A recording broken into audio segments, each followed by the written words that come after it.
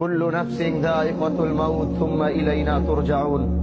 আমানতু বিল্লাহ, সাদাকাল্লাহুল মাওলানাল আযীম। মানুষ তো এরকম রূপ ধারণ করেছে, জানাজার নামাজ যদি মনে করেন 10টায় দেওয়া হয়, আর সেখান থেকে যদি 5 মিনিট অতিক্রম হয় পিছন থেকে বারবার আওয়াজ আসে, আরে ভাই জানাজাটা কেন দেরি করতেছে, তাড়াতাড়ি পড়ান না। আমি তাদের উদ্দেশ্যে বলতে চাই, আপনার চারপাশে যারা এই বাক্যটি উচ্চারণ করে তাদের চেহারাগুলো একটু দেখে চিনে রাখুন। আল্লাহর কসম, যেদিন আপনি এখানে, আজকে হোক আর কালকে হোক, 6 মাস পর হোক আর 6 বছর পর হোক, এই একই জায়গায় আপনি এইভাবেই শুয়ে থাকবেন, না আপনার কথা বলার শক্তি থাকবে, না আপনার দাঁড়ানোর শক্তি থাকবে, না আপনার বলার শক্তি থাকবে। ঠিকই একই মানুষগুলো আপনাকে রেখেও তারা তাড়াহুড়া করবে। এটাই হচ্ছে পৃথিবী, আর এটাই হচ্ছে দুনিয়া। এই সবচেয়ে বড় বাস্তবতা থেকে আমরা যতই পালাবো, আল্লাহ তো ঘোষণা করে দিছে, সুম্মা ইলাইনা তুরজাউন। কোথায় যাবা?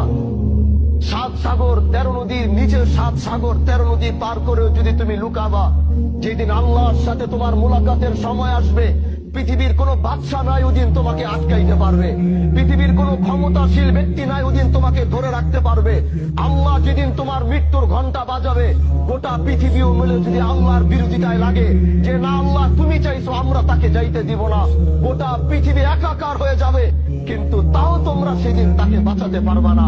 আজকে আমার শহীদ ভাই, তার পৃথিবীর সবচেয়ে আপন হচ্ছে তার মা। যখন তার মা মৃত্যুর শয্যায় লড়ছিল, উনি তো সন্তান হিসেবে হাজারো চেষ্টা করেছে মাকে বাঁচানোর জন্য। এরকম হাজারো শহীদ মাকে বাঁচানোর চেষ্টা করেছে। কেউ হাসপাতালের বেডে করেছে, কেউ নিজের কোলের মধ্যে করেছে, কেউ ঘরের মধ্যে করেছে, কিন্তু পৃথিবীর প্রতিটা সন্তান ব্যর্থ হয়েছে। কারণ আল্লাহ বলেছে, কুল্লু নাফসিন যায়িকাতুল মাউত সুম্মা ইলাইনা তুরজাউন। তুমি যেখানে যাও, যেই প্রান্তে যাও, যেই দিক থেকে যাও, যেদিন তোমার মৃত্যুর ঘন্টা বাজবে, ওইদিন পৃথিবীতে তোমার থাকার আর কোনো অস্তিত্ব থাকবে না।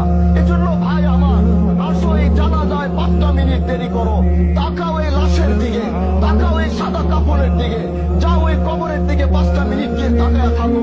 যেটা তোমারও ঘর হবে, যেটা তোমার বাবার ঘর হয়েছে, যেটা তোমার মার ঘর হয়েছে, যেটা তোমার বন্ধু বান্ধবের ঘর হয়েছে, যেটা তোমার নেতার ঘর হয়েছে, যাও একটাবার তাকিয়ে দেখো। তুমিও প্রস্তুতি নাও যে এখানে তুমিও একদিন নামবে, কিন্তু নিজের পায়ে নয়, কেউ তোমাকে ধরে নামাবে। এটাই হচ্ছে পৃথিবীর সবচেয়ে বড় বাস্তবতা। এজন্য ভাই, মৃত্যুর প্রস্তুতি নাও। দুনিয়ার এই রঙিন স্বপ্নকে বন্ধ করো। এই রঙিন স্বপ্ন তোমাকে বারবার ধোঁকা দিয়ে আল্লাহর সাথে তোমার সম্পর্কের জুদা ঘটাইতেছে, আল্লাহর সাথে তোমার সম্পর্কের পার্থক্য এত করতেছে,